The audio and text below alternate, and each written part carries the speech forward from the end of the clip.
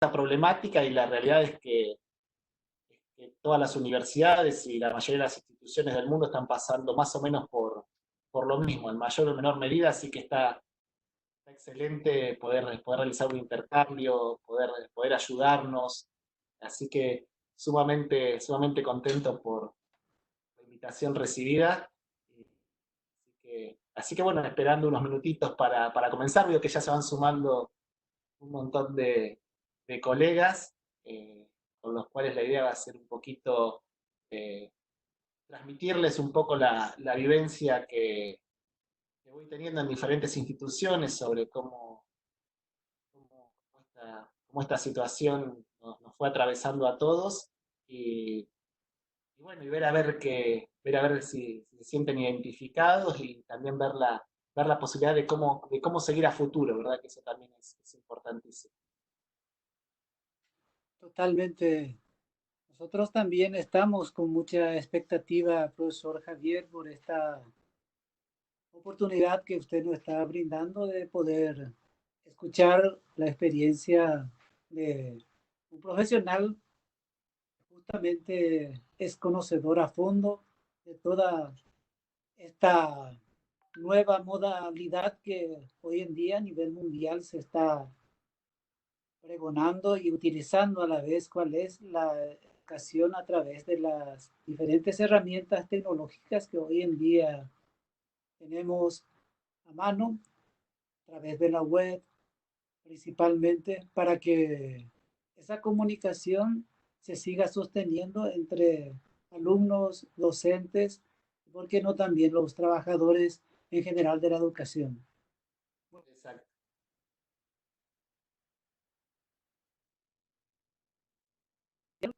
Escuchamos y comenzamos.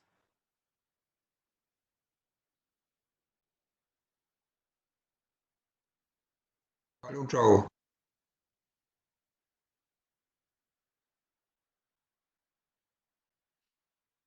No te estamos escuchando, Marín. Perdón, ahora sí. Bueno, muchísimas gracias, profe Javier, también por decirnos sí a este pedido que le hicimos. Y bueno, iniciemos. Te doy sin más preámbulo la pantalla y la cámara para que tenés todo el auditorio. Gracias por todo. Mari, Ya está, muchísimas sí, gracias. Muchísimas está siendo gracias. grabada ya. Bárbaro, muchísimas gracias y una de las cosas que vamos a estar hablando en este contexto tiene que ver con esto de las redes.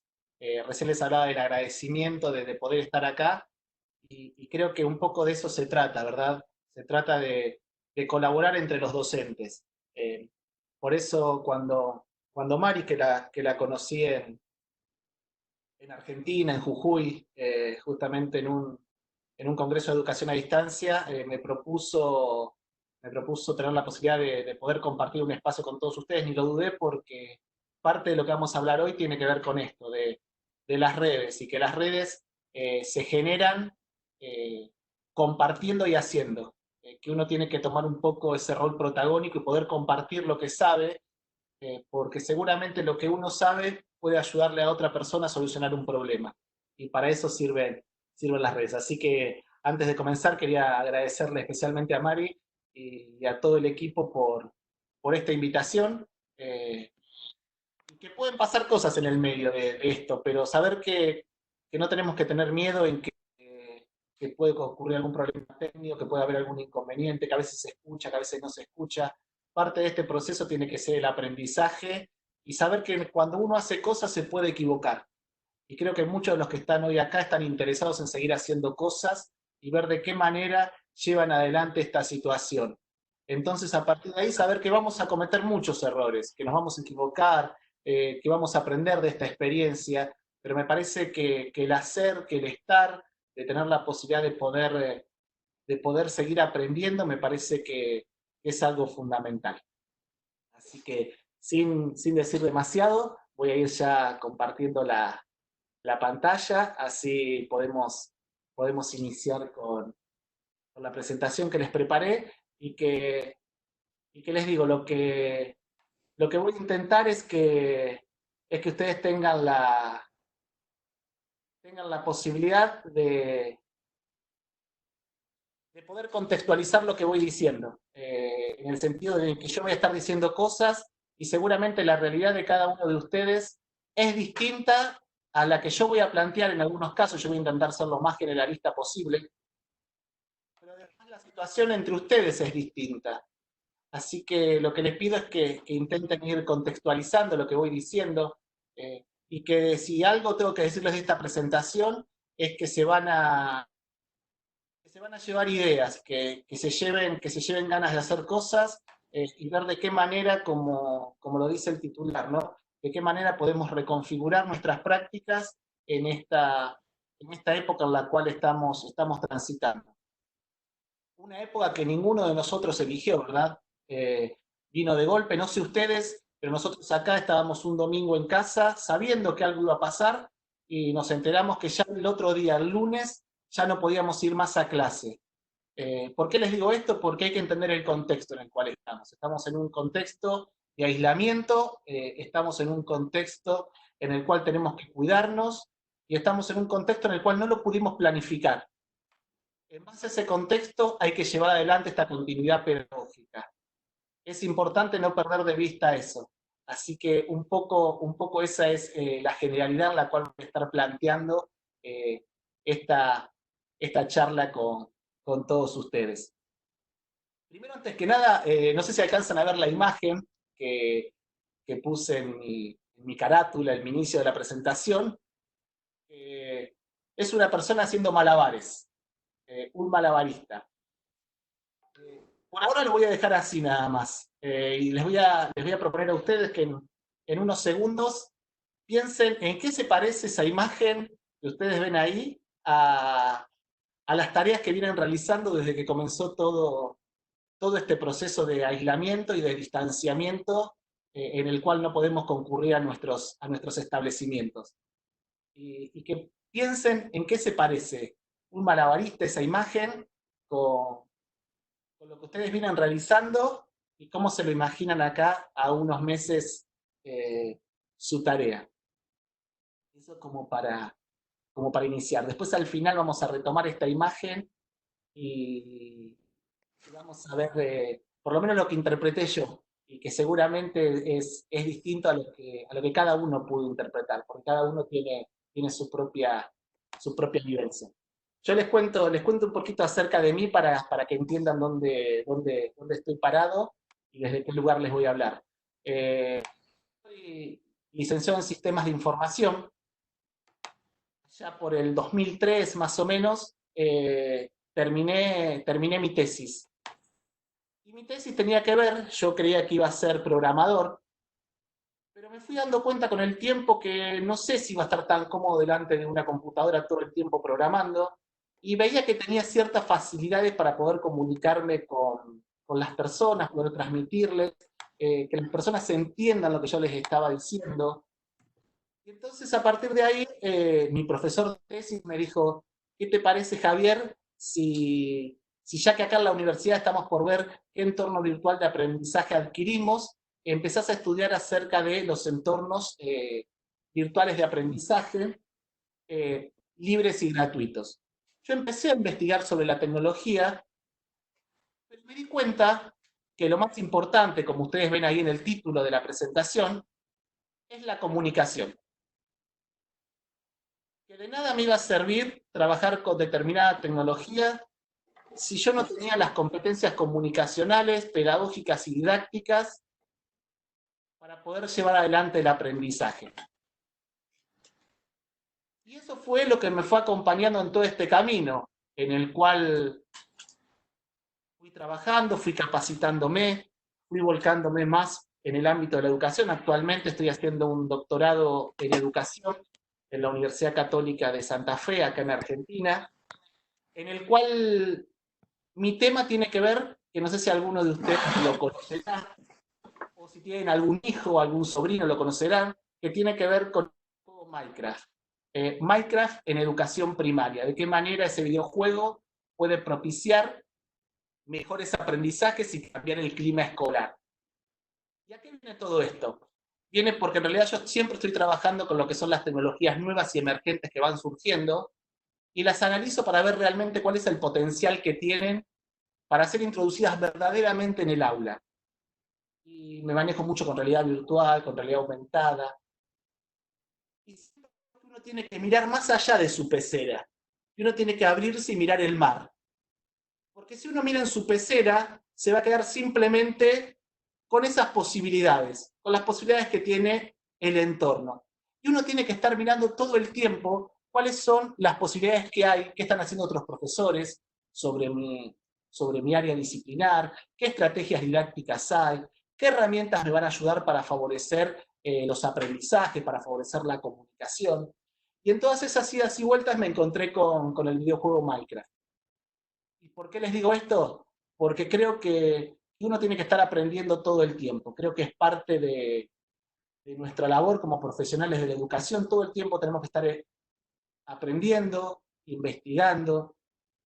Y creo que algo que es fundamental y que esta situación nos dejó bien en claro, que todo el tiempo tenemos que estar justamente inculcando el aprender a aprender. Que no sabemos dónde vamos a terminar en realidad con nuestra profesión. Y que ya nos dimos cuenta que por ahí creíamos que teníamos un camino tranquilo y en realidad ese camino tranquilo de un momento para el otro sucedió algo y cambió. Entonces creo que una de las habilidades que tenemos que tener como profesionales, y en este caso profesionales de la educación, es desaprender y volver a aprender. Si en algún momento creíamos que las tecnologías habían llegado para quedarse, me parece que este cachetazo que nos está dando el planeta, esta pandemia, me parece que está diciendo que justamente vamos a necesitar de las tecnologías. Pero que en realidad vamos a necesitar de la tecnología de una manera, haciendo un uso de una manera crítica y pertinente. No usar la tecnología por usarla.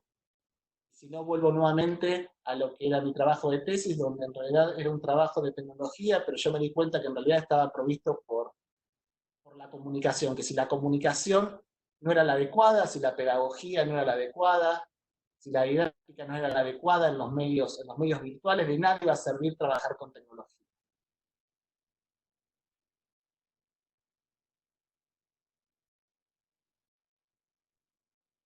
Y cuando nosotros estamos preparándonos para, para este mundo, decimos que tenemos que educar para un mundo que es cambiante. Un mundo en el cual decimos que, como les decía recién, que tenemos que aprender que lo que sabemos hoy, quizás mañana ya no nos sirve. O que cuántos de ustedes que están del otro lado se eligieron una profesión y que cuando ustedes miraron qué iban a hacer el día de mañana, los que están siendo hoy tienen rumbos variados, porque la profesión se fue modificando. La profesión ya no es la misma. Lo podemos decir en educación, pero también lo podemos hablar en cualquier ámbito de nuestra vida. Nos alcanza con mirar alrededor, los que somos más grandes, los que tenemos, si miramos 20, 25 años para atrás, no sé si alguien se hubiese imaginado este mundo hiperconectado y esta globalización que tenemos. Yo creo que no. Y creo que una de las cosas que tenemos que hacer como educadores es lo que les decía recién. Tenemos que enseñar, más allá de los contenidos curriculares y demás, todas las competencias para que se pueda estar aprendiendo todo el tiempo. Tenemos que enseñar para que una persona pueda desaprender y volver a aprender constantemente. Y si no, como les decía, preguntémonos a nosotros, ¿no? De qué manera muchos de ustedes que están ahí del otro lado daban clases presenciales con mayor o menor grado de componentes tecnológicos, quizás utilizando aulas virtuales o no utilizándolas. Y de repente nos encontramos con que no tenemos otra alternativa que utilizarlas para poder dar una continuidad pedagógica. Entonces, cuando hablamos de un mundo cambiante, yo me lo imagino algo más o menos así cuando empecé a ver qué es lo que estaba pasando. Y yo no sé si alcanzan a darse cuenta que es esa pelota, deberían ser muy creativos para pensar lo mismo que pensé yo. Y dije, ¿en qué se transformó el mundo? Y yo no sé si lo conocen ahí en Paraguay, me imagino que sí, pero yo al mundo me lo imaginé como una esfera de acero, que es como las que tenemos en el flipper. Así le llamamos nosotros a ese juego. Donde en realidad a veces nos creemos que con esas dos palanquitas podemos tener el dominio y podemos decir que queremos encaminarlo.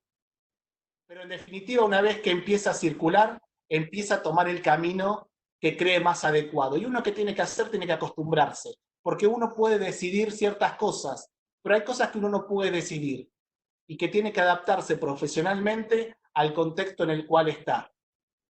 Muchas veces pensamos que íbamos a tener como profesionales contextos distintos, porque me imagino que muchos de ustedes trabajan en distintas instituciones, trabajan más y ven cómo año a año los grupos van cambiando, cómo uno se va adaptando, pero creo que esto que nos está llevando adelante ahora esta pandemia, de este cambio tan abrupto, no sé si alguna vez lo habíamos vivido de esta manera.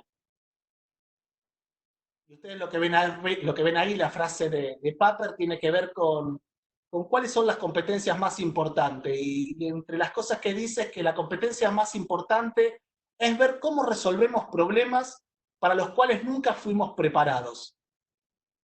Y me parece que esa frase refleja mucho de la situación en la cual estamos. No sé cuántos de los docentes que están en el mundo estaban preparados para esto. Y están haciendo hoy lo mejor que pueden, de la mejor manera, para obtener una continuidad pedagógica. Y por otro lado, no hay que olvidar que tenemos a los estudiantes también, que tampoco en muchos casos eligieron ser estudiantes virtuales, con todo lo que implica ser un estudiante virtual, porque implica mucho más autonomía, implica mucho más el tener que organizarse, y entonces ya no se encuentran más con sus clases presenciales, esas clases presenciales que los organizaban. Ahora toda la organización se está dando en un mismo contexto, toda su vida se está dando en un mismo contexto. Por eso digo que no hay que olvidar en este momento en el cual nosotros queremos continuar con nuestras actividades pedagógicas a través de entornos virtuales quizás, no hay que olvidar que el contexto no es el adecuado, que cada uno de sus estudiantes y cada uno de ustedes está pasando por situaciones muy diferentes, que algunos seguramente pudieron acostumbrarse, hay otros que quizás no pudieron acostumbrarse, que tienen un montón de problemas. Entonces me parece que tener en cuenta la realidad es sumamente importante para saber cómo tenemos que seguir. Algunos quizás lo hayan conocido al modelo TEPAC. Si no, los invito a que busquen en la web, hay muchísima bibliografía hacia este modelo. Es muy, pero muy sencillo. Cuando un docente intenta incluir tecnologías en el aprendizaje, lo que está diciendo es que tiene que tener 4 cosas en claro. Primero, conocer el contenido. Por otro lado, conocer de qué manera va a enseñar ese contenido. Y por otro lado, qué tecnología utilizar para fortalecer los aprendizajes. Y todo esto en un contexto que debo conocer. Ustedes van a ver que hay distintos grados de intersecciones. Estos grados de intersecciones tienen que ver, porque en realidad uno ahí lo ve tan prolijito y con simetría, pero en definitiva esas intersecciones pueden variar, dependiendo de cuánto más uso de cada uno de esos círculos. Entonces, los invito después de que termine la charla a conocer más sobre el modelo TEPAC, pero en definitiva lo que tenemos que tener en cuenta son estas 4 variables. Debo conocer los contenidos, debo tener el conocimiento pedagógico para poder transmitirlo, y a su vez tengo que ver cuál es la tecnología más propicia para lograr mejores aprendizajes. Pero indudablemente lo que no puedo olvidarme es del contexto. Y en este caso no podemos olvidarnos este contexto en el cual estamos, que no es un contexto normal de uso de tecnología, y no es un contexto normal en el cual se dan los aprendizajes.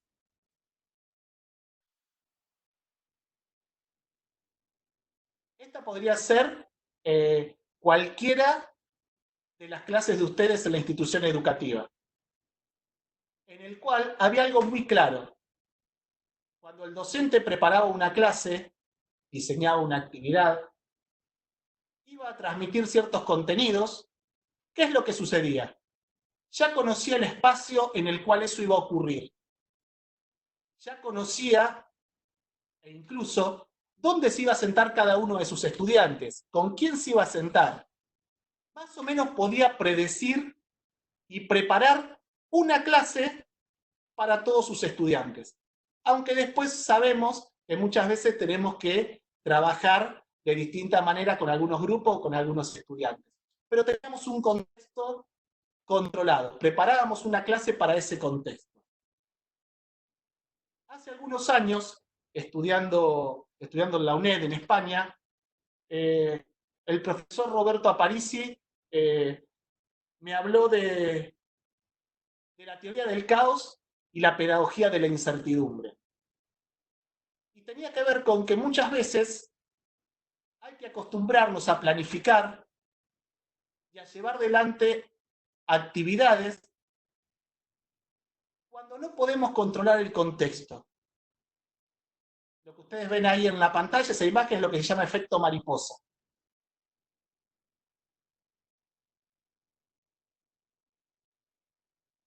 Ese efecto mariposa lo que dice es que un leve movimiento en cualquier parte puede producir variaciones nunca esperadas a nivel mundial. La teoría del caos lo que dice es que tenemos que acostumbrarnos en educación muchas veces a trabajar y a planificar en un terreno de incertidumbre. Y que justamente la pedagogía de la incertidumbre tiene que ver con esto. ¿De qué manera nos acostumbramos a los cambios? ¿De qué manera lo que hacemos es, ante un determinado contexto, algo que no esperamos?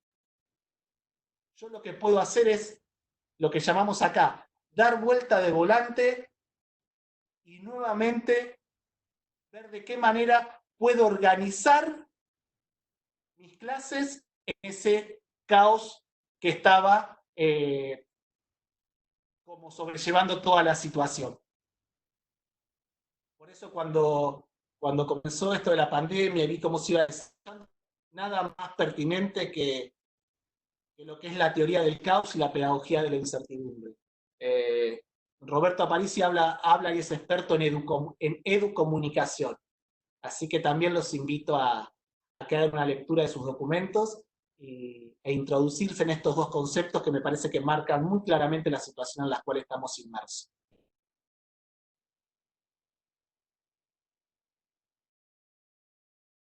Dice que el futuro ya está aquí, pero que está distribuido no de manera equitativa. Ahora, ¿por qué esta imagen? No sé si todos las alcanzan a ver. Si ustedes ven, cada uno de esos recuadritos, de esas imágenes, van a ver distintas realidades. En la primera imagen que les mostré, estábamos en el aula, el docente, estaba en un contexto que conocía, en un contexto en el cual se sentía cómodo, en un contexto en el cual los estudiantes estaban todos en una misma situación de aprendizaje. Al estar en un periodo de aislamiento, ya esa situación no se da. No solamente tenemos que ver cómo reconvertimos nuestros contenidos para poder hacerlos llegar a los estudiantes, sino que además tenemos que pensar en cada uno de mis estudiantes cuál es el contexto en el que hoy tiene posibilidades de estudiar. Y acá hay un montón de variables, porque seguramente entre muchos de ustedes quizás estemos hablando de tener 10 estudiantes, de tener 15 estudiantes, de tener 30 estudiantes, de tener 100, 200, 300 estudiantes en una cátedra. Y se hace muy difícil, porque cuando hablamos de educar, tenemos que hablar de comunicar. Es imposible que haya educación si no hay comunicación.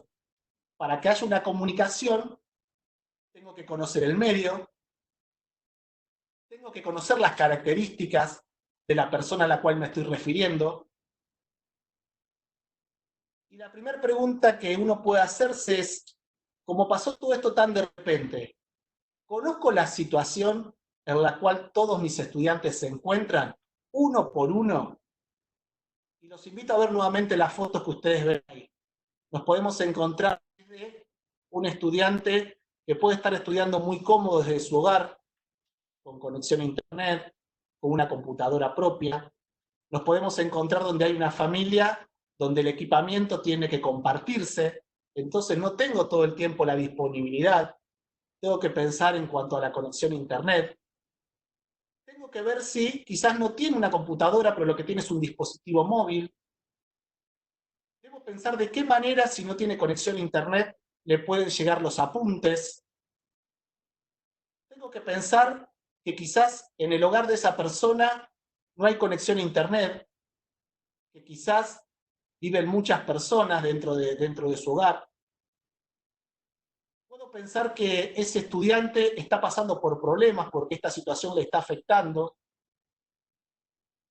Puedo pensar de que ese estudiante ahora tiene que trabajar el doble de lo que trabajaba antes porque esta circunstancia lo llevó a eso. Hay un montón de variables y creo que serían infinitas para poder comentárselas. Y seguramente a ustedes se les están ocurriendo un montón más de situaciones en las cuales ustedes están vivenciando y se ponen a pensar cada situación de muchos de sus estudiantes. Entonces la tarea que estamos teniendo como docentes no es nada fácil, pero para nada fácil. Yo creo que es muy valorable lo que estamos haciendo.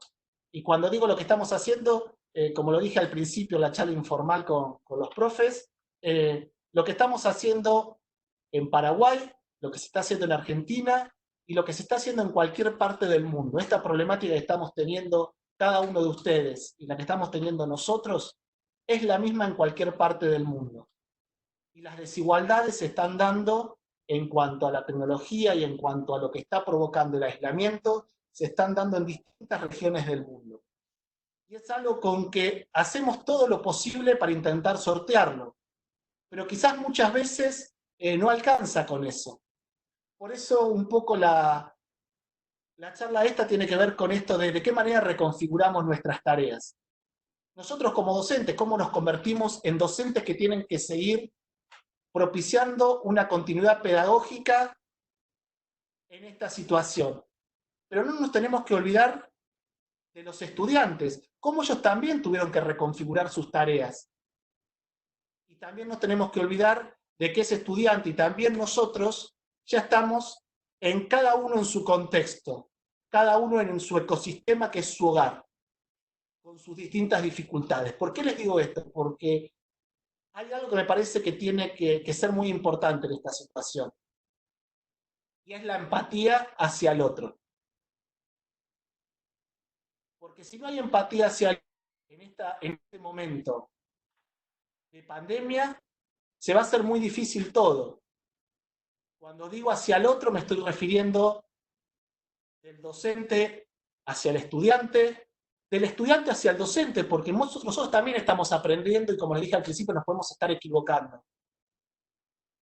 De los directivos hacia los docentes, tenemos que entender que esta realidad a cada uno de nosotros nos pegó distinto. Y que es importante, como docentes, que podamos tener en claro esto. Y saber que estamos haciendo lo mejor que podemos y que muchas veces lo mejor que podemos no va a alcanzar. Pero ¿cuántos de ustedes ahora están trabajando muchísimo más de lo que venían trabajando antes? ¿Cuántos de ustedes están pasando por una situación muchas veces de estrés ante esto que estamos viviendo? Ya sea por el desconocimiento, ya sea porque estamos doblando esfuerzos, pero lo seguimos haciendo igual. ¿Por qué? Porque es nuestra vocación y porque queremos ver de qué manera nuestra institución y nuestras clases llegan a cada uno de esos hogares.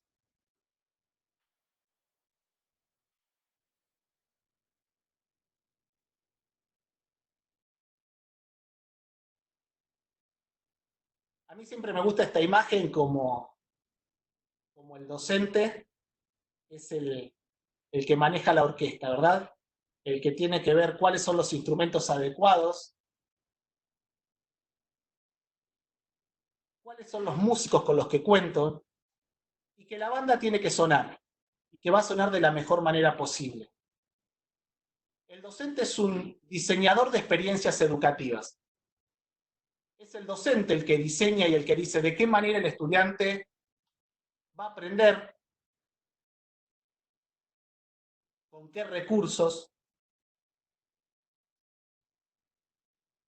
pero a su vez, cuando uno diseña una experiencia educativa, tiene que ser capaz de en algún momento tomar otro rumbo, porque se dio cuenta de algo. Entonces, cuando yo creía que iba para un lugar, no, ahora tengo que volver a ir para el otro lugar porque me di cuenta que de esta manera así no era. Y eso somos nosotros, directores de orquesta. Todo el tiempo estamos viendo de qué manera podemos hacer llegar la mejor música pedagógica a nuestros estudiantes.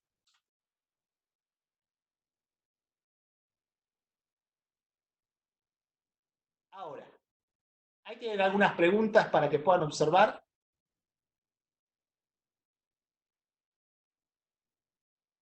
Y que puedan ver de qué manera podemos diseñar nuestras propuestas pedagógicas.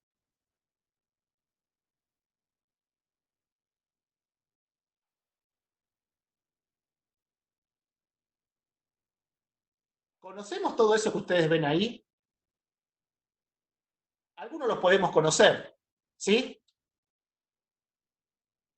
¿Cuál es nuestro contexto? ¿Conocemos cada lugar donde están nuestros estudiantes ahora? Si cuentan con conectividad, si no lo cuentan. ¿Cuál es mi trayecto como docente? ¿Estaba acostumbrado a trabajar con estos medios o no lo estaba? Pero hay algo que es claro. Miren, se los voy a comparar con unas metáforas que a mí siempre me gustan.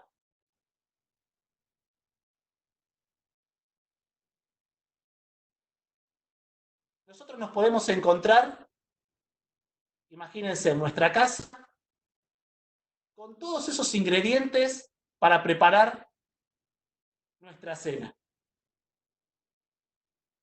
O nos podemos encontrar, abrimos la heladera y nos encontramos con estos ingredientes para preparar nuestra cena. Y ¿saben una cosa? Va a importar mucho del cocinero. Porque por más que yo tenga todos los ingredientes para preparar una buena cena, si no soy creativo, si no sé cuál es el rol, digámoslo de alguna manera, que va a cumplir cada uno de esos ingredientes, de nada me va a servir. ¿Y cuántas veces nos pasó que llegamos, abrimos la heladera y nos encontramos con poco y dijimos, bueno, y con esto que tengo acá, ¿qué es lo que puedo hacer? Y no sé si les pasó decir, che, qué rico nos salió esto, y eso que no estaba preparado y lo hice sin nada. De eso se trata con lo que tenemos que jugar hoy en día en educación. Podemos tener muchos dispositivos, podemos tener la mejor conexión, podemos tener muy poco, pero va a ser indudable la labor de cada uno de ustedes, la creatividad que podamos tener. ¿Por qué? Hay palabras que se usan mucho en educación, que es la creatividad y es la innovación. Cuando hablamos de innovar, lo que intentamos hacer es ver de qué manera ideas creativas pueden ser llevadas adelante. ¿Cuántas veces nos ha pasado que fuimos a reuniones en las cuales se habló de cosas fantásticas que se iban a hacer y que íbamos a lograr determinados cometidos y resulta que eso nunca sucedió? Se necesita mucho más de innovación, mucho de resolución de problemas que realmente sean factibles de ser llevados adelante y que puedan impactar, en este caso, en nuestros estudiantes. Cuando comenzó todo esto, y empecé a diseñar la primera clase para mis estudiantes, empecé a ver, bueno, ¿cómo hago? Porque tengo estudiantes que quizás no tengan conexión a internet, y no tengan wifi.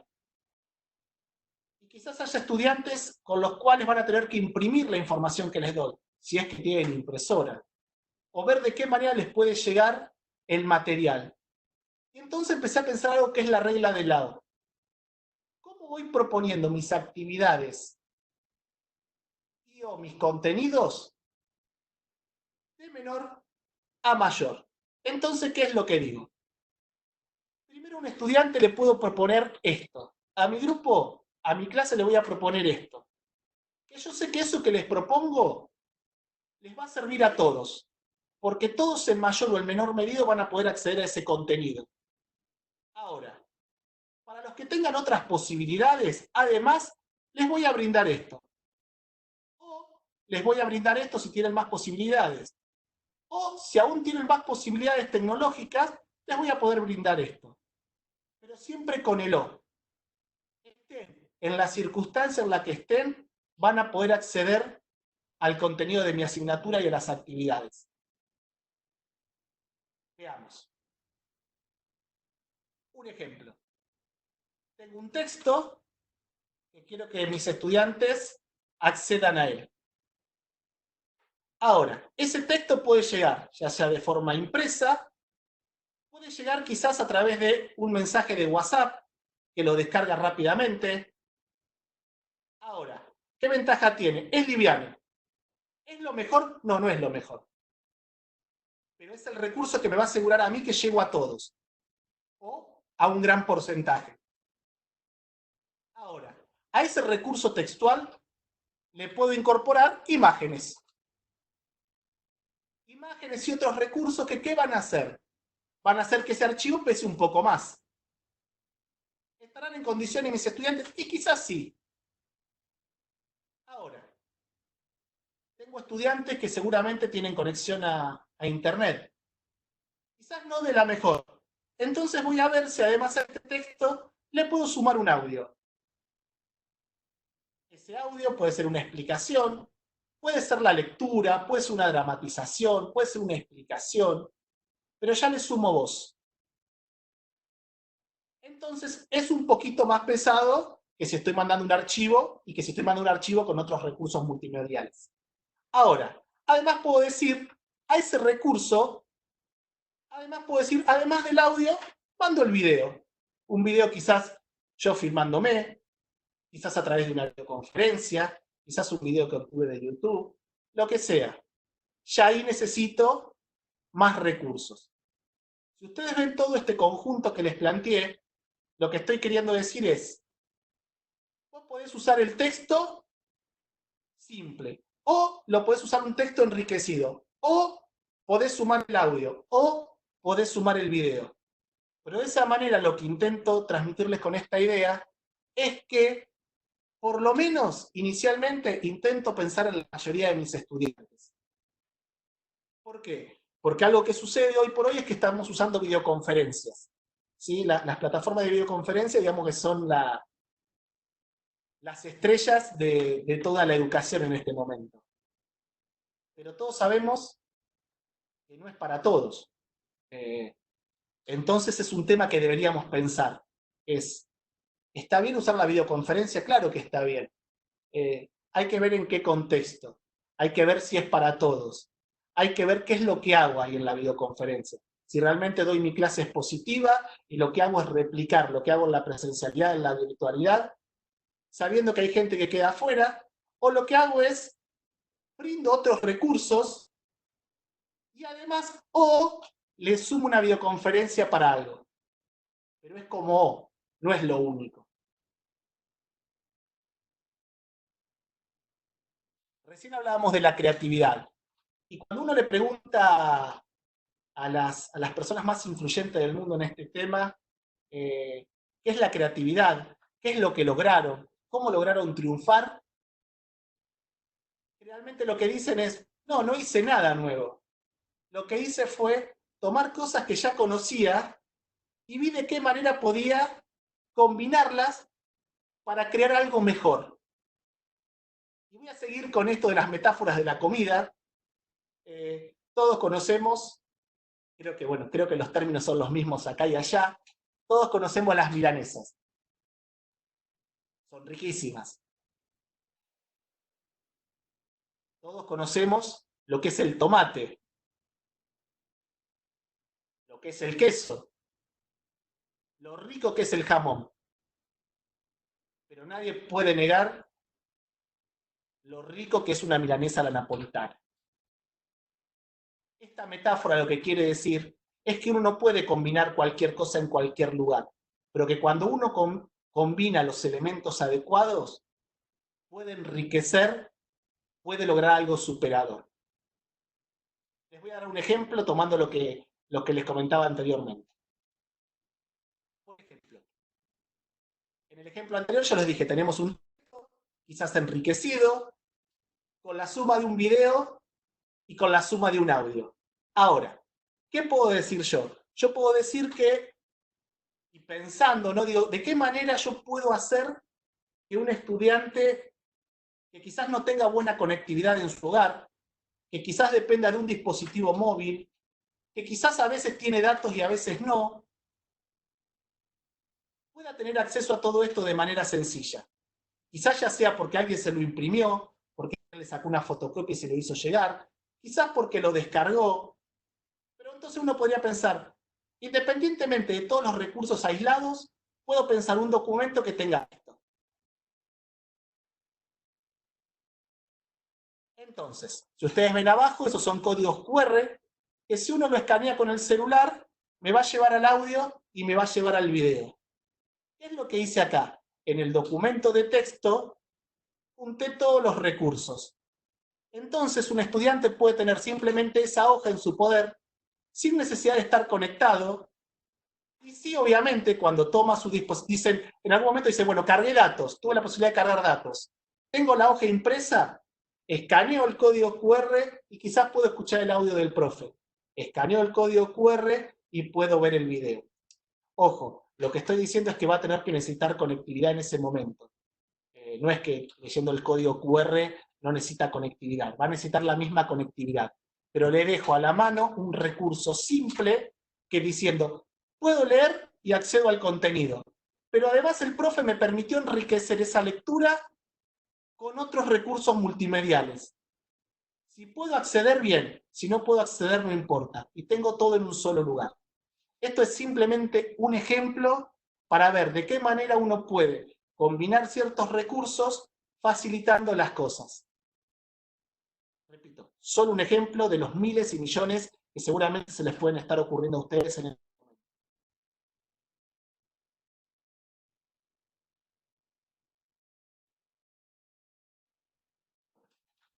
Cuando hablábamos de manera informal antes de comenzar, yo les decía que lo más importante que podemos tener en este momento es una red. Primero, una red de docentes, porque no podemos estar trabajando aislados ante esta situación. Si ustedes ven las distintas redes que yo presento ahí, arrancamos por la que está a la izquierda, la azul, que es lo que se conoce como una red centralizada, en la cual nosotros podemos suponer que tenemos una dirección, o podemos tener simplemente al profesor llegando individualmente a cada uno de los estudiantes, o desde la dirección llegando a cada uno de los profesores. Ahora, ¿qué pasa si ese nodo central por algún motivo deja de transmitir? Automáticamente los nodos quedan sueltos. Si pasamos al segundo modelo, podemos estar pensando de qué manera nos empezamos a relacionar. Y nos podemos empezar a relacionar quizás como equipos de cátedras, donde tenemos un jefe de cátedra y luego el equipo docente, en el cual intercambiamos ideas. Y a su vez, los jefes se van consultando entre ellos para ver de qué manera mejoramos nuestras prácticas en este contexto. Pero piensen qué pasa si por algún momento ese jefe, ese líder, deja de transmitir, deja de tener comunicación con el resto del equipo. Automáticamente todos quedan aislados. Y entonces, con la idea del conectivismo de Siemens, que allá por el año 2007 él decía que en realidad la red es el aprendizaje, donde cada uno de ustedes es sumamente importante y que tenemos que buscar la forma de conectarnos uno con otro. Esta red puede salir naturalmente, esta red puede ser brindada por la institución. Cuando digo brindada me refiero a el espacio para que cada uno de ustedes pueda conectarse con otro docente que está en la misma situación.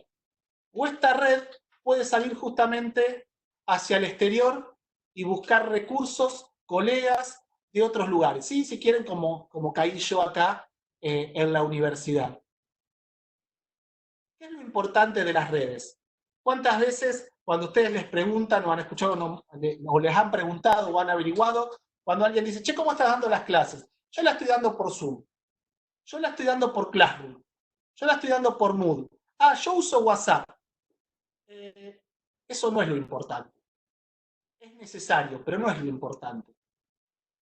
Lo importante es, en esas redes, cómo participo, qué hago, qué transmito, cuál es la retroalimentación que genero.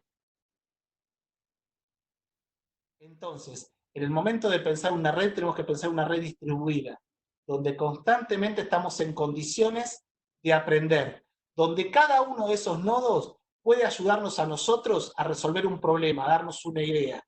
Pero a su vez, nosotros podemos estar ayudando a cualquier otra persona dentro de esa red. Y esto es importantísimo, porque justamente, como lo dice ahí abajo y como se la comentaba, lo importante es que la red es el aprendizaje. Generar red es importante para seguir aprendiendo constantemente. Yo les decía al principio que no podemos dejar de aprender, que nuestro mundo nos lleva a aprender constantemente. Y las redes son necesarias para esto. Es sumamente importante que busquemos conexiones.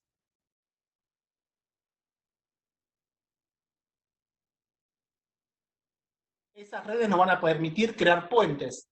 Y esos puentes y esas redes son de personas. Porque si nos combinamos y empezamos a trabajar juntos, todo va a ser más sencillo y nos va a permitir ir desde un lugar inicial a la meta donde queremos llegar. Pero la única forma de hacerlo primero dentro de una institución es colaborando uno con otros. Si no, se hace muy difícil.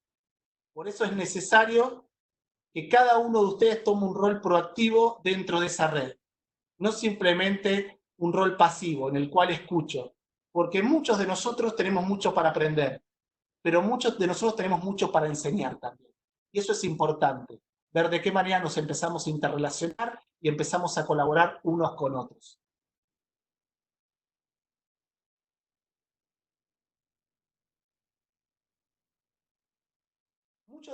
Muchos en la actualidad dicen que lo que estamos haciendo es educación a distancia. Yo creo que no, yo creo que lo que estamos haciendo es intentando llevar adelante una continuidad pedagógica a través de la virtualidad. Porque uno puede hablar de distintas modalidades, uno puede hablar de la modalidad presencial, uno puede hablar de una modalidad semipresencial, o uno puede hablar de una modalidad 100% virtual. Pero de algo es seguro, si alguno de los que está ahí alguna vez hizo un curso a distancia, o fue tutor, o coordinó proyectos de educación a distancia, saben que en estos casos esa educación a distancia se planifica. Puede salir mejor o puede salir peor, como ocurre en la presencialidad, ¿no? Ahora porque estamos hablando de la virtualidad. Pero muchas de las cosas que ocurren acá pasan también en la presencialidad. Ahora, ¿a qué voy? Voy a que un aprendizaje y una enseñanza en la virtualidad, en educación a distancia, se planifica. Se planifica porque se necesita un grupo determinado de estudiantes que saben que van a estudiar a distancia, entonces tienen los recursos necesarios. Se necesita de un docente que termina transformándose en un tutor, que guía en el aprendizaje al estudiante, donde hay contenidos preparados previamente para que eso ocurra de la mejor manera posible. Que un tutor tiene que tener esas 4 características que ustedes ven ahí, porque tiene que hacer un acompañamiento, y como lo ven en la imagen, un acompañamiento individualizado de cada uno de sus estudiantes. Ahora, uno no puede tener en la virtualidad 70 cursos virtuales, porque no lo podría llevar adelante. Y la realidad de muchos docentes es que hoy por hoy tenemos muchísimas aulas con estudiantes que estamos continuando nuestras actividades. y a su vez necesitamos hacer un intercambio con ellos. Por eso es que hablamos de que muchas veces estamos saturados de nuestra tarea en la actualidad. Pero si hay algo que tenemos que tener en claro es, cuando planificamos nuestras actividades, ver de qué manera podemos tener una transmisión clara, ya sea de los contenidos y ya sea de las actividades que le vamos a proponer a nuestros estudiantes. Entonces, una de las cosas que uno debería hacer, si bien uno intenta convertirse, es ver cómo me convierto de un docente presencial a un tutor en la virtualidad. Y veo cómo lo acondiciono a mi contexto, porque repito, cada uno de ustedes que está ahí tiene realidades distintas. Entonces no podemos unificar un relato. Entonces, de ser docente a ser tutor en la virtualidad. Es una primera cuestión que tendríamos que ver a ver cómo puedo convertirme en un tutor y mejorar mi comunicación y establecer un diálogo con los estudiantes. Una segunda cuestión tiene que ver que un tutor en la virtualidad lo que hace generalmente es tener una planilla de seguimiento, en la cual, si uno le pide actividades a los estudiantes, puede hacer que puede hacerla individual o en grupo, en la cual lo que hacen las filas es plasmar cada uno de los estudiantes o de los grupos, y en las columnas ver cuáles son las actividades que les voy proponiendo. Y que muchas veces, en esa planilla de seguimiento, lo que hacemos es ir registrando los trabajos que me van entregando.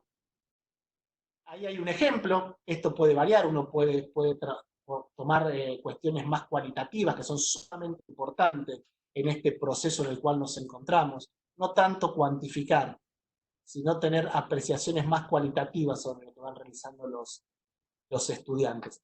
Acá se habla mucho en Argentina, que por esto que hablamos, ¿no?, de las circunstancias en las cuales estamos, que no nos apresuremos en lo que es la evaluación sumativa, digamos, en calificar numéricamente, sino que vayamos acompañando en este proceso, ¿no? Porque como les dije, estamos en una situación que no sabemos de muchas realidades y que cada uno está haciendo un esfuerzo enorme.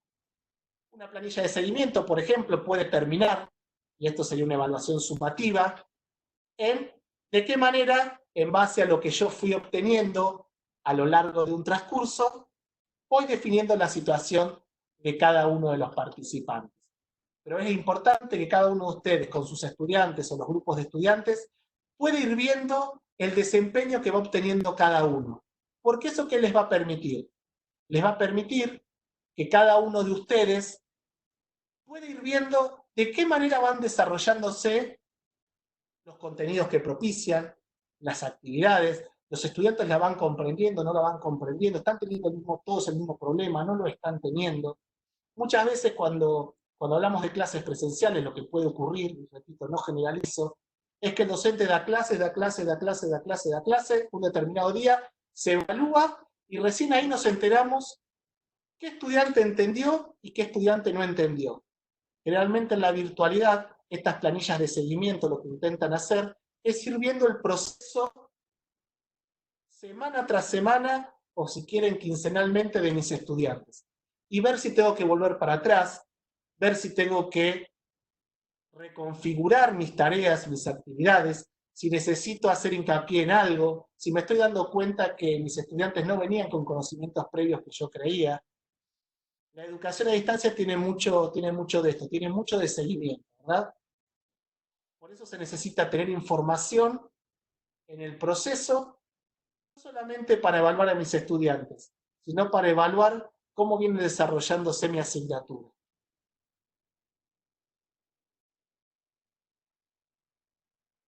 Cuando hablamos de evaluación, ya sea en la virtualidad o en la presencialidad, podemos mencionar tres tipos, que simplemente se los voy a mencionar, ¿no?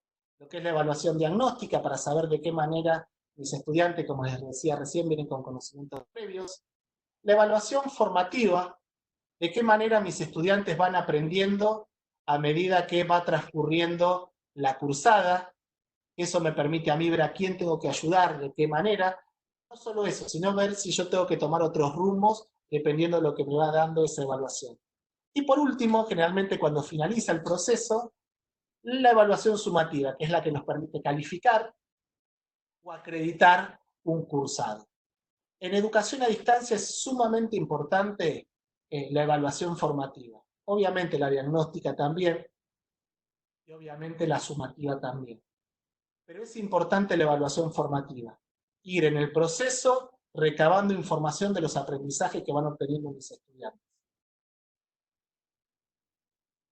Ahora, ¿qué instrumentos puedo utilizar dentro de un entorno virtual o dentro de esta situación en la cual nos encontramos? Bueno, yo puedo utilizar, por ejemplo, lo que son las encuestas, si quiero ver una evaluación diagnóstica para ver mis estudiantes cómo comienzan, si quiero saber cómo voy con el proceso. Puedo utilizar foros de discusión. Cuando hablamos de foros de discusión, nosotros no nos vamos a meter mucho en el tema por cuestiones de tiempo, pero cuando hablamos de foros, los foros pueden ser utilizados de diferentes y mil maneras distintas. La idea que tenemos que tener es que el foro lo que me va a permitir es el intercambio en un grupo común de personas.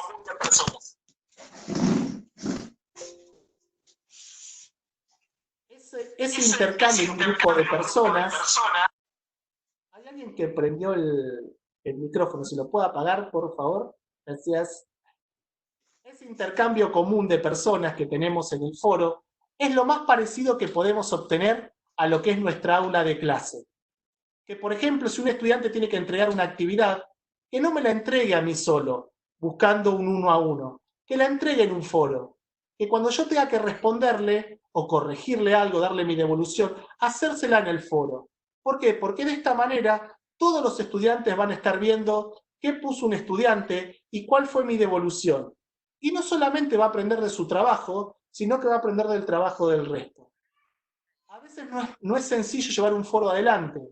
Repito, depende de cada uno de ustedes, la cantidad de estudiantes que tengan, la característica de sus estudiantes y demás. Pero seguramente si ustedes buscan las posibilidades que tengo yo para utilizar foros en educación, van a encontrar un montón de ideas para seguir profundizando sobre esta temática. Los e-portfolios, ¿qué son los e-portfolios? Es proponerle al estudiante que por algún medio lo que tiene que hacer es ir recabando información de cuáles son sus aprendizajes. Les veo a ellos, le tienen que presionar sobre el video. Creo que Luis Vareiro es el que está hablando. Luis, ahí está silenciado. ¿Bien? Los e-portfolios, les decía, es un espacio que puede ser un espacio web en el cual el estudiante va recabando lo mejor que van quedando de sus actividades y de cada una de las clases que van transcurriendo. Y se arma un portafolio de todo lo que fue el transcurrir de la clase. Y el docente puede acceder y puede ver ese portafolio. Y puede ver de ese estudiante qué fue adquiriendo y a qué no le dio importancia. Por otro lado, tenemos la entrega de documentos. La clásica es, le pedimos un trabajo al estudiante y que me lo envíe para que yo pueda hacer una devolución. Podemos pensar en trabajos colaborativos. Los trabajos colaborativos va a depender mucho de los estudiantes que uno tenga. Trabajar colaborativamente muchas veces no es sencillo para los docentes, imagínense para los estudiantes, pero tranquilamente uno puede hacer grupos pequeños y ver de qué manera uno puede hacer que proponerles una actividad y que colaborativamente puedan trabajar sobre la misma. Lo que también hay que tener en cuenta que como cuando lo hacemos en la presencialidad, trabajar colaborativamente no es júntense y entreguen un trabajo. Hay que estar presente también como docentes en el proceso en el cual se va creando esa colaboración, porque esto va a permitirnos saber cuál es el aprendizaje que va obteniendo cada uno en ese proceso. Si no, sería fácil. Un documento colaborativo entre 5, y no sabemos qué ocurre en el medio. Uno debería poder estar presente. Por eso le digo que no es una tarea sencilla. Las videoconferencias, como les decía anteriormente, uno las puede usar para transmitir, pero también las puede usar para evaluar si tengo grupos chicos, si les pedí un trabajo para hacer la defensa del trabajo, para juntarnos con un grupo de estudiantes y plantear dudas. Pero sin duda es que hay que aprovechar mucho lo que es lo asincrónico acá, no tanto el punto a punto o el estar conectados. Por eso les digo que la gran parte del trabajo debería ser de manera sincrónica. Utilizar, sí, ¿por qué no las videoconferencias para plantear dudas, para que podamos conversar y ver de qué manera podemos ir conociendo cómo van nuestros estudiantes aprendiendo. ¿Y eso de qué manera lo hacemos? Dialogando con ellos. Los test automáticos, algo que está ocurriendo mucho es que los docentes están utilizando los test automáticos para evaluar. Y evaluar de manera numérica. Y yo ahí tengo mucho cuidado con eso. Obviamente uno no se puede meter en las asignaturas, en los conceptos y demás. Pero hay que ver si en realidad no estamos reproduciendo una cuestión que tiene que ver con lo memorístico, con lo repetitivo. Yo generalmente los test automáticos, vieron las preguntas de verdadero o falso, multiple choice y demás, yo las utilizo para lo que se llama control de lectura. Entonces, si por ejemplo yo les doy un texto para que mis estudiantes lean o les doy un video, les dejo unas preguntas que estén relacionadas. De esa manera yo me aseguro, en parte digamos, que el estudiante haya visto ese video, que haya visto ese documento. ¿Por qué? Porque después tuvo que responder unas preguntitas. No lo tomo como una evaluación en el sentido de sumativa, en el sentido de calificación, pero sí es necesario porque que a mí la plataforma me diga que fulanito de tal descargó un archivo, no es sinónimo de que lo haya aprendido ni que lo haya comprendido. Es simplemente que descargó el archivo. Y generalmente por eso les hablaba y les decía, ¿de qué manera podemos usar la intercepción entre diferentes herramientas para un cometido? Quizás una sola no me sirva. Tengo que ver cómo las combino para obtener los objetivos por los cuales diseñé la actividad. Y por último, y como ejemplo, ¿por qué no la realización de mapas conceptuales, verdad? Cuando uno da una propuesta, que el estudiante pueda devolver un mapa conceptual sobre la misma. Con esta charla lo que intenté hacer es brindarle una serie de pautas que me parece a mí que son fundamentales en esta etapa en la cual estamos transitando, que no es nada fácil, como les decía, que como ustedes ven ahí, y nuevamente estamos con la imagen del malabarista, nos encontramos en una situación que cuando comenzó esto, muchos de ustedes seguramente dijeron, ¿y ahora por dónde empiezo? Y buscar recursos. ¿Con qué recurso empiezo a hacer malabares? Y empezaron con algo. Y las primeras veces a muchos cuando empezaron se les caía. Pero de a poco cuando empezaron a manipular esos objetos, se dieron cuenta que le iban tomando la mano. Y que eso que parecía tan desagradable quizás al principio, empezó a tener sentido y se iban dando cuenta de qué manera manipularlos. Y quizás empezaron con un objeto que era simple. Y después dijeron, che, ¿qué más hay para enriquecer? Y tomaron otros objetos. Y después no solamente empezaron a manipular esos recursos ustedes solos, sino que empezaron a manipular esos recursos con otros. Y empezaron a compartir recursos. Y se dieron cuenta que, como lo ven en esa imagen, cuando empezaron a ver más allá, empezaron a ver claridad. Y que creo que esa claridad cada vez se está dando más. Y que no solamente cuando uno hace malabares disfruta uno, sino que el resto de las personas también disfruta de lo que nosotros estamos haciendo. Entonces el mensaje y para culminar tiene que ver con esto, que muchos de nosotros estamos haciendo lo mejor que podemos y que hicimos y agarramos los primeros recursos que teníamos. Pero que sin duda muchos de ustedes que están ahí y que están queriendo aprender y que están queriendo ver de qué manera siguen mejorando sus prácticas en esta situación, están viendo con más claridad cuál es el futuro para donde tienen que ir. Así que, repito, espero que esta generalidad con la que intenté hablar no haya sido muy liviana, porque sé que muchos de ustedes tienen realidades distintas, y que en ningún momento uno puede ponerse en la situación de cada uno y pensar en la situación de cada uno de sus estudiantes. Y que estamos haciendo lo mejor para llevar esta situación adelante. Y como dice ahí, estamos reconfigurando nuestras prácticas para lograr la mejor continuidad pedagógica posible. Así que mil gracias de que hayan estado del otro lado, que hayan disfrutado, que se lleven ideas para seguir aprendiendo. Y bueno, nuevamente gracias al equipo de la universidad por haberme convocado. Gracias, Mari. Gracias a usted, profe. Palabras muy justas y muy acorde a la realidad justamente que estamos viviendo hoy. Yo quería saber si por ahí hay algún docente que tiene alguna consulta para el profe, entonces por ahí, para que pueda hacerla ahora. Y vamos después a sacar una foto. También quiero que activen todas sus cámaras para sacar una foto general. Si tienen alguna consulta, el profe está puesto, ¿verdad? Sí, profe, para el profesor, excelente su presentación, muy elocuente. Realmente nos hemos reconfigurado en todos los sentidos. No solo nosotros, sino también la comunidad docente, administrativa y por supuesto los alumnos y todo su entorno familiar. Mi pregunta va un poquito más allá de lo que el profesor presentó hoy en cuanto a la seguridad de las plataformas, sin mencionar a ninguna. Bien, respondo, ¿te parece? Sí, sí, adelante. Tu nombre, profe, que no puedo saber quién sos?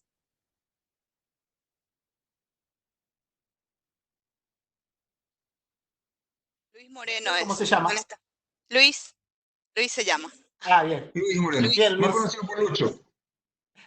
Bien, Lucho. Te voy a contar algo que es fundamental y que lamentablemente, como no tuvimos tiempo, pero seguramente cuando uno planifica todo esto, debería planificar todo esto, hay algo que se llama ciudadanía digital, hay algo que se llama alfabetización de la información, el manejo de los datos, y hoy por hoy lamentablemente no tuvimos tiempo con esta pandemia de abordar todos esos temas que tienen que ver con la seguridad, y entonces muchas veces quedamos librados a lo que tenemos para salir adelante, ¿verdad? No sé si se habrá referido a las plataformas de videoconferencias que están surgiendo por todos lados, que, que toman información de las cuentas, o también que puede pasar en cualquier lugar, que haya un infiltrado en una conferencia. Hay muchas variables, ¿no? Muchas veces lo que uno debería intentar hacer es tener un contexto cerrado, en el cual solamente puedan ingresar sus propios estudiantes sin posibilidad de que haya una intromisión de otras personas. Pero ¿qué está sucediendo ahora? Hoy por hoy, lo que están surgiendo, bueno, por decirte, voy a nombrar, ¿sí? Estamos hablando de Zoom, estamos hablando de Google Meet, estamos hablando de... estoy olvidando alguna. Bueno, estamos hablando de Google, estamos hablando de Zoom, me estoy olvidando de alguna plataforma, pero ¿qué estamos haciendo? En definitiva, muchas veces hablamos que estas plataformas trabajan con todos nuestros datos. Y lo que estamos haciendo libremente es darle nuestros datos de conexión, lo que va sucediendo en las transmisiones, y lamentablemente hoy por hoy no nos queda, en muchos casos no nos queda otra que hacer eso. Acá, por ejemplo, nos estamos conectando por Webex, un sistema cerrado, entonces eso tiene mucha más privacidad y muchas menos posibilidades de que eso ocurra. Pero sí, en todas estas cuestiones se está viendo muchos problemas que tienen que ver con esto de estar hiperconectado. También ocurre con los menores. Los menores hoy están, si antes estaban mucho tiempo con los dispositivos móviles, ahora están muchísimo tiempo más. Y hay mucha gente que se aprovecha de eso también. Por eso el tema es pero muy complejo y que tiene que ver con algo que debería abordarse en la educación, que es la ciudadanía digital. Muchísimas gracias, profe. Muy acertadas sus expresiones. Gracias. No, muchas gracias por la pregunta, profesor.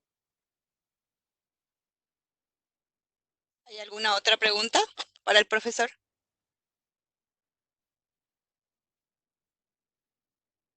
Bueno, creo que ya no, profe, así que te liberamos. Muchísimas gracias de nuevo por el sí y por seguramente que vamos a seguir trabajando en redes como ya usted manifestó, ¿verdad? Empezamos un trabajo en, en equipo y un trabajo en redes con las universidades de otros países. Y gracias, muy acertada todas las expresiones, como ya dije, y muy acorde a la situación actual. Excelente, profe. Mario, Muchísimas gracias. muchas gracias para vos. Ah, la foto, no te olvides, ahí está viendo, Foto. no sé Sí, si sí, es sí, la Lucho que foto. está haciendo la No sé si es Lucho Ahora, que está haciendo no, la... la profe Eugenia. Ahora saco la foto. Una foto, todos, sonrían todos. Ya está. Chao, gracias por todo. Gracias a todos nuevamente, ¿sí? A seguir adelante. Chau, chau. Gracias. Chao, profe.